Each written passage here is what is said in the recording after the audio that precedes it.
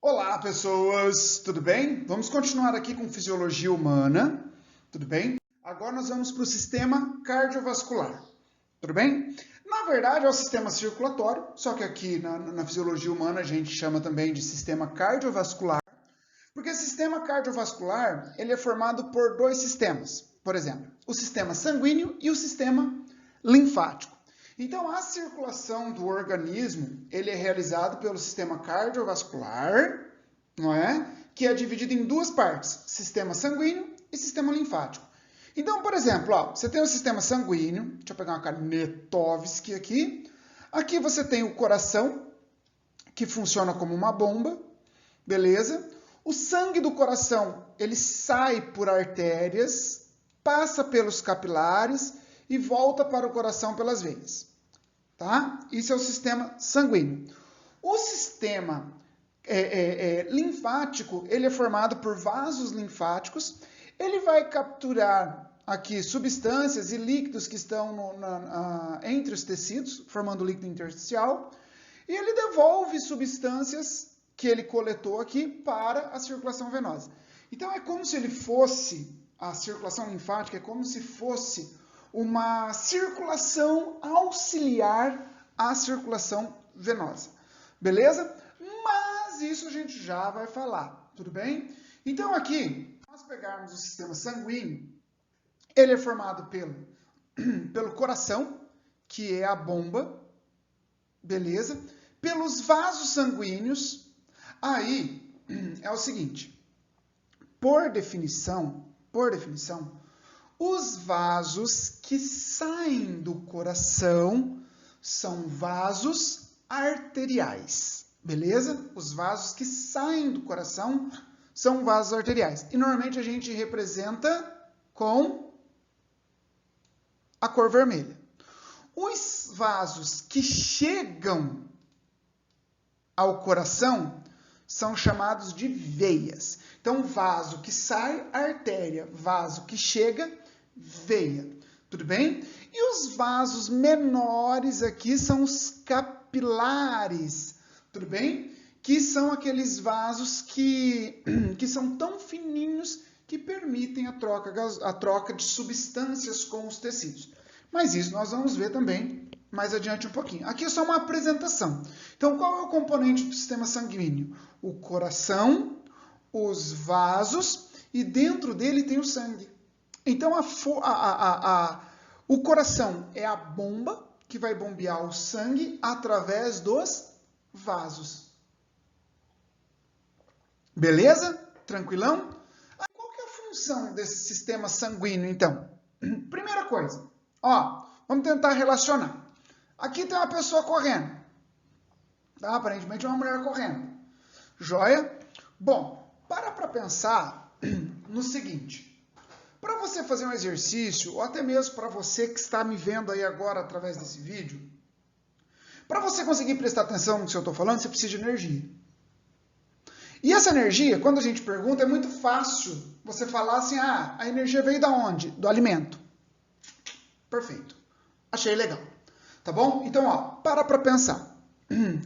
O que você comeu, como nós vimos no sistema digestório, ele foi absorvido ou foi para o sistema linfático, como a gordura absorve o sistema linfático, é absorvida pelo sistema linfático, ou pelos vasos sanguíneos. Vamos pensar então que o seu alimento, ele foi pelos vasos sanguíneos, tudo bem?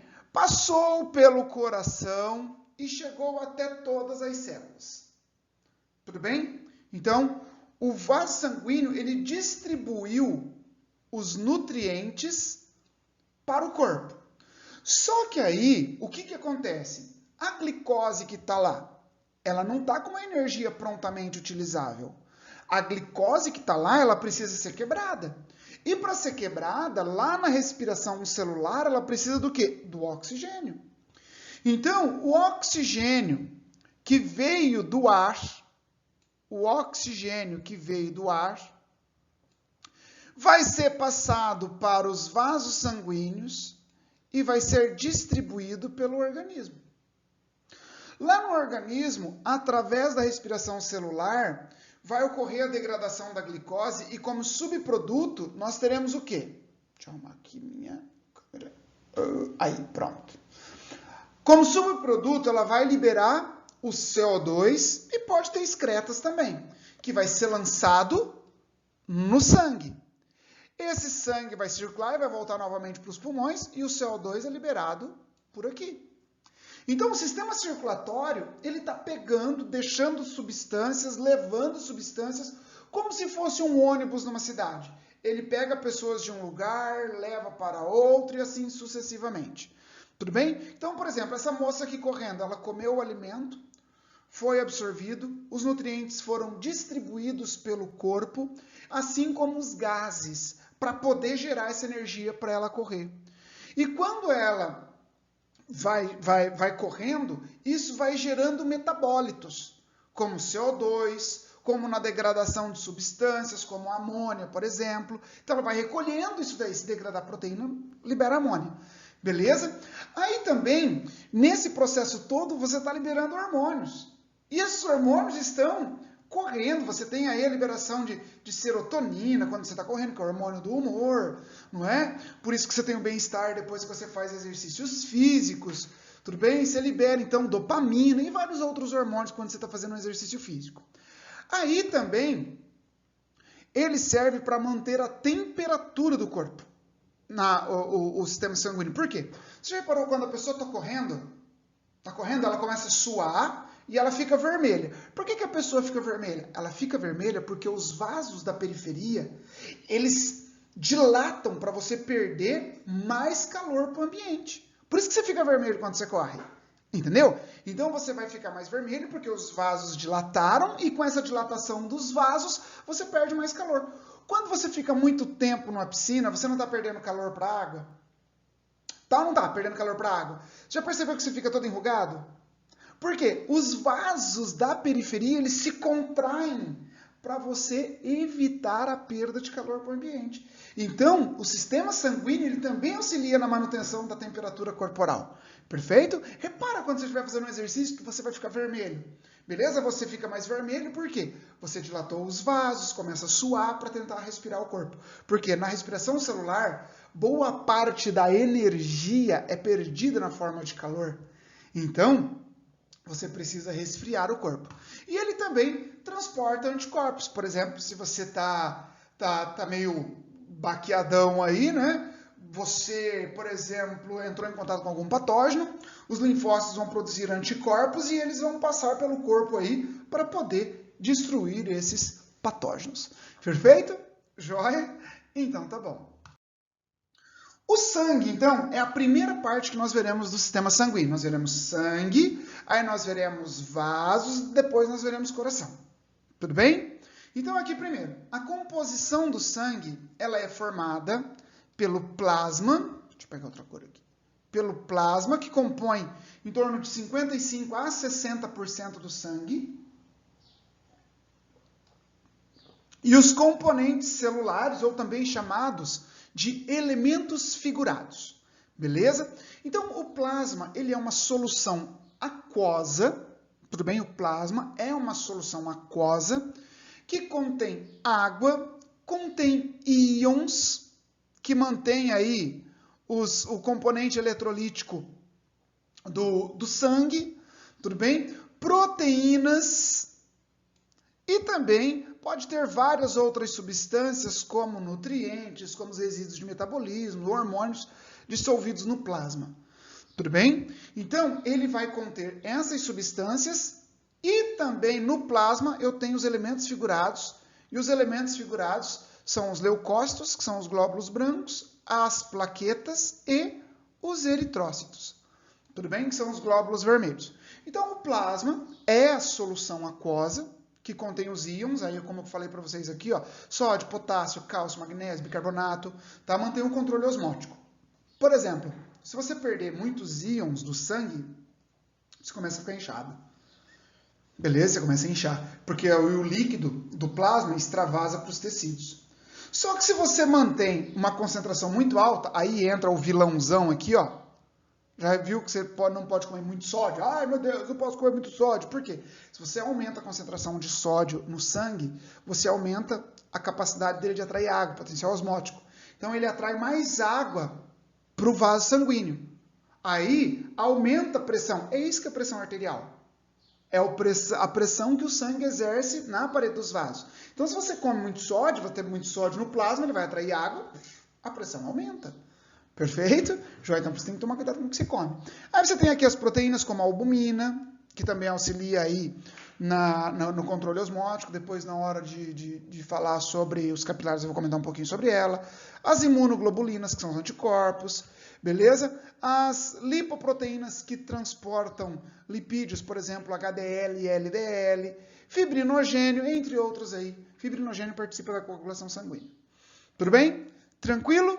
Então tá bom, meus amores. Aqui está algum ponto de referência. Por exemplo, glóbulos brancos, a quantidade dele por sangue na situação média é entre 5 mil a 10 mil. Plaquetas, de 250 milhões a 450 mil, perdão, tá? E os glóbulos vermelhos é em torno de 5 milhões aí por milímetro cúbico de sangue. Tudo bem? Agora vamos ver então os elementos curados. Primeiro, as hemácias ou glóbulos vermelhos, ou ainda chamadas de eritrócitos. Eritro quer dizer vermelho.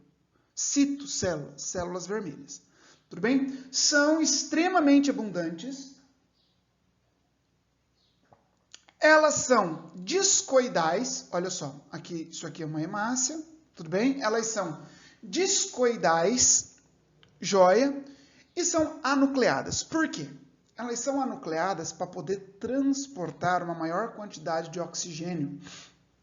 Mas elas perdem o núcleo durante o seu desenvolvimento, assim como se vê em histologia animal. Beleza? E por que ela tem esse formato aqui, ó, discoidal? Ela é meio achatada.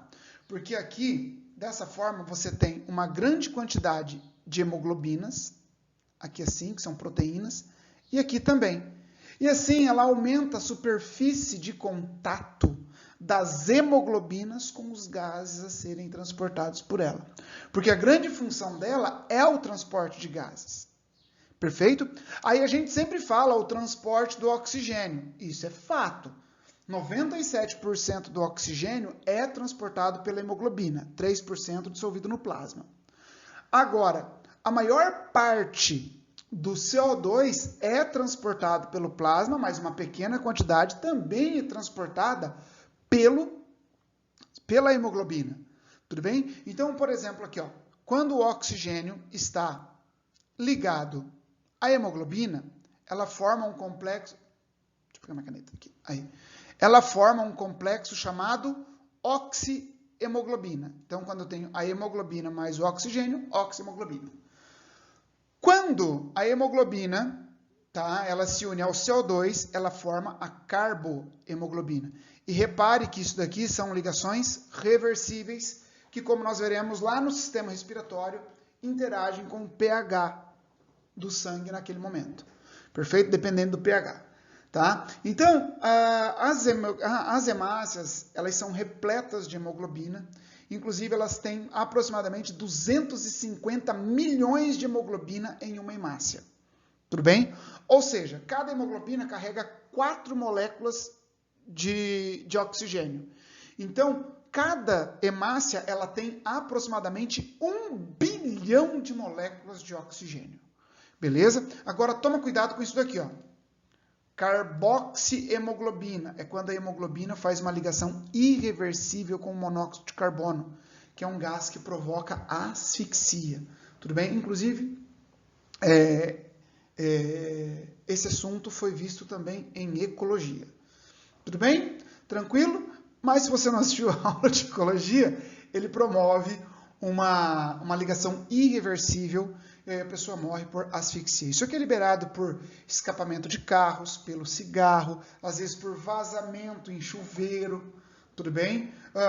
Aquecedores, às vezes pode acontecer. Teve uma família que morreu devido ao vazamento disso, estava tudo fechado, aí elas morreram asfixiadas. Tudo bem? O problema é que esse gás, o monóxido de carbono, ele é inodoro e incolor, beleza? Esse que é o problema, você não percebe. Joia? Anemia é quando você tem uma redução na concentração, ó, anemia, deixa eu colocar aqui, ó, anemias. Quando você tem uma baixa concentração de hemoglobina, ou você tem hemoglobina não funcional, ou ainda pela redução das hemácias. Beleza? Então, a anemia, normalmente você vê pela redução. Normalmente você fala assim, eu estou com anemia, mas é a redução das hemácias.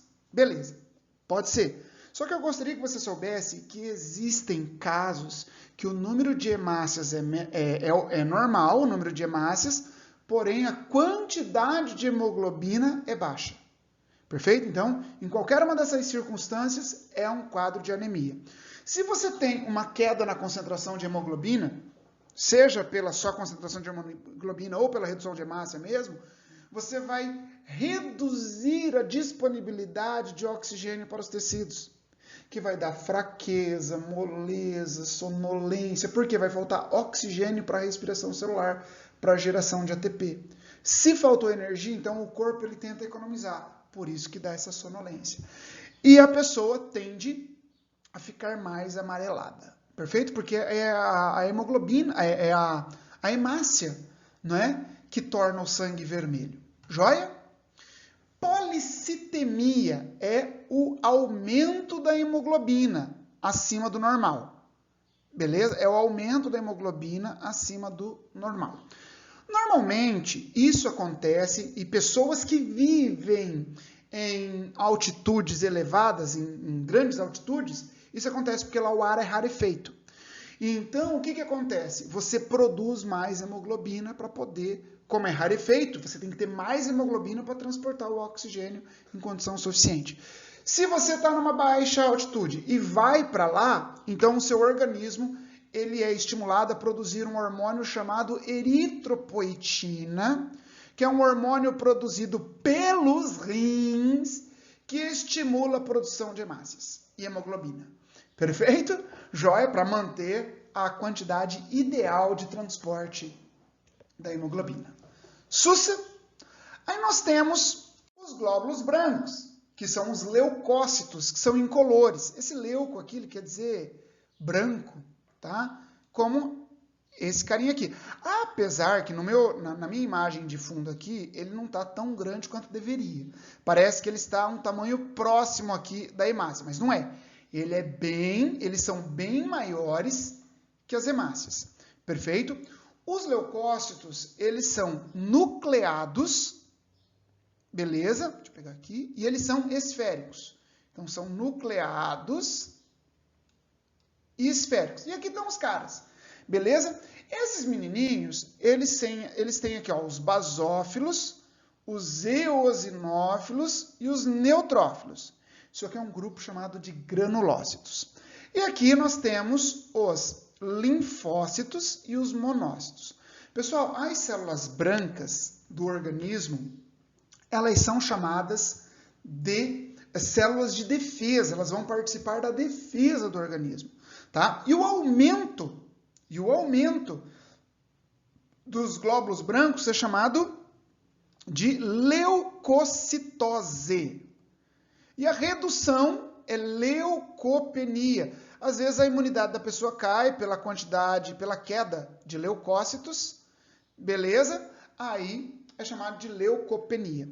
Normalmente, o número de leucócitos aumenta, indicando que você está com alguma infecção. Às vezes você faz um exame de sangue lá, deu uma alteração lá no número de glóbulos brancos. Perfeito? Então possivelmente você está com alguma infecçãozinha, alguma coisa nesse sentido, uma inflamação, alguma coisa assim. Perfeito? Então aqui são divididos em dois grupos, os granulócitos e os agranulócitos. Pessoal, o que eu quero que você entenda? Os granulócitos, eles recebem esses nomes porque eles apresentam grânulos específicos. Tudo bem? Granulócitos. Grânulos específicos. Esses grânulos são grânulos proteicos, como é o caso dos neutrófilos, como é o caso dos eosinófilos e como é o caso dos basófilos. Professor, eu estou vendo que os monócitos aqui, eles apresentam umas granulações. Sim, mas não são essas granulações, específicas, como eu disse para vocês. Perfeito? São granulações inespecíficas.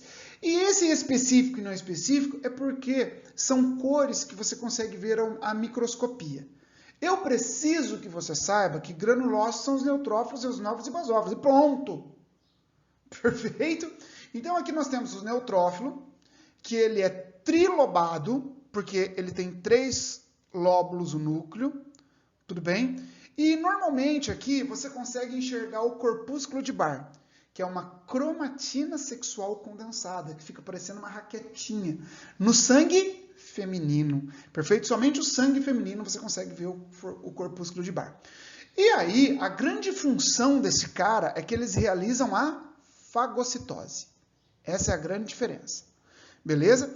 Agora, os eosinófilos, ou também chamados de acidófilos, eles têm o núcleo acidófilos porque a coloração que você usa para observar, ele cora nessas condições, demonstrando, então, que ele é um acidófilo. Beleza? Afinidade por ácido. Joia? Aqui, então, deixa eu trocar de caneta, pessoal. Aqui eu tenho, então, o eosinófilo. O núcleo dele é bilobado, tudo bem? O núcleo dele é bilobado. E ele normalmente está envolvido em reações alérgicas, produzindo um antihistamínico. Beleza? E, eventualmente, eles podem fagocitar células também. Não é comum eles fagocitar, tá? Mas pode. Pode fagocitar célula, pode fagocitar alguma coisa de complexo antígeno, anticorpo, que se formaram ali no composto alérgico. Eles podem, às vezes, secretar substâncias sobre patógenos, sobre vermes, por exemplo. Tá? Então, esses são os eosinófilos. Agora, o basófilo, ele tem um núcleo normalmente irregular, tá? E ele produz a histamina, que participa também do processo alérgico, e a heparina, que é um anticoagulante. Tudo bem? Essa histamina, ela vai participar dos processos alérgicos, promovendo uma vasodilatação e por aí vai. Tudo bem? Tranquilo? Que também é visto normalmente em histologia animal. Perfeito? Tranquilo? Então tá bom. Aí nós temos aqui os agranulócitos, que não têm os grânulos específicos. Aí nós temos os dois caras, os linfócitos. Os linfócitos nós temos 2 tipos. O linfócito B, que produz o anticorpo, beleza? Que produz anticorpo, ele participa da defesa imunitária, tudo bem? E o linfócito T. O linfócito T, aí você tem o linfócito TCD4, que desencadeia a resposta imunológica, e o linfócito TCD8, que apresenta um tipo de defesa que é chamado de defesa celular. Beleza? Imunidade celular. E o monócito, aqui, ele tem um núcleo esférico, oval ou riniforme, ou seja, em forma de rim. Então pode ter diversas formas. Ele vai dar origem aos macrófagos, que são células fagocitárias de defesa do organismo, e também dá origem a osteoclastos, que são células fagocitárias também, que promovem a reabsorção óssea. Perfeito? Tranquilo? Então esses são os leucócitos que participam do sangue. Outro componente do sangue também, nós temos as plaquetas, ou também chamados de trombócitos, tudo bem?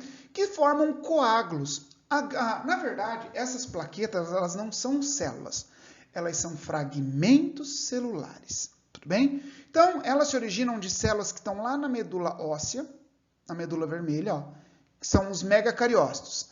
Esses megacariócitos são células gigantes que liberam seus fragmentos formando as plaquetas.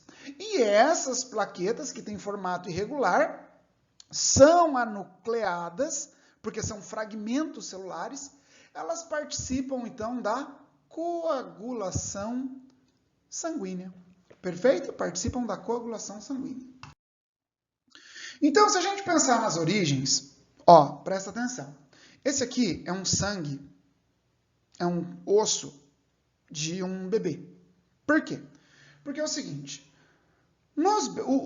A medula óssea vermelha, que é quem produz o sangue, a medula óssea vermelha, ela está presente nas epífises dos ossos longos, que são essas partes aqui da cabecinha, tá? Nos ossos esponjosos, como os ossos chatos, como ossos do externo, o osso ilíaco, beleza? Então, os ossos chatos têm medula óssea vermelha. Os ossos da costela, perfeito? Eles têm.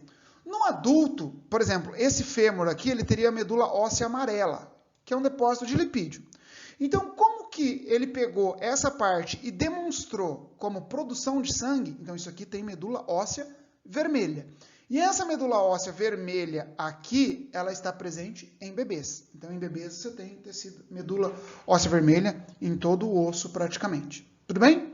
Então, aqui você vai ter as células tronco na medula óssea. Vem para esse lado aqui agora, ó, vem para esse desenho. A medula óssea, as células troncos na medula óssea. E aí você tem essas células com duas linhagens. Você vai ter a célula tronco linfóide, que vai dar origem aos linfócitos, e as células tronco mieloide, que darão origem a todas as outras células sanguíneas. Perfeito? Então aqui, por exemplo, ó, você tem o megacariócito liberando os fragmentos na corrente sanguínea, que são as plaquetas. Aí você tem aqui a maturação dos eritrócitos, que são as células vermelhas, que são as hemácias. Perfeito? Aí você tem aqui macrófago, beleza? Aí você tem linfócitos que depois caem aqui. Só uma coisa, o linfócito B, ele já é maturado na própria medula óssea vermelha. O linfócito T, ele matura no timo, que é uma glândulazinha que fica bem acima, abaixo aqui do osso externo, próximo, acima do coração. Perfeito? Tranquilo? Então, isso é um pouquinho, não é tudo, mas é um pouquinho, sobre o sangue, falando dele dentro da fisiologia, beleza? Assim, então, nós terminamos essa primeira parte, agora falta vasos, coração, a fisiologia da circulação, e vamos lá, então. Um abraço, até mais.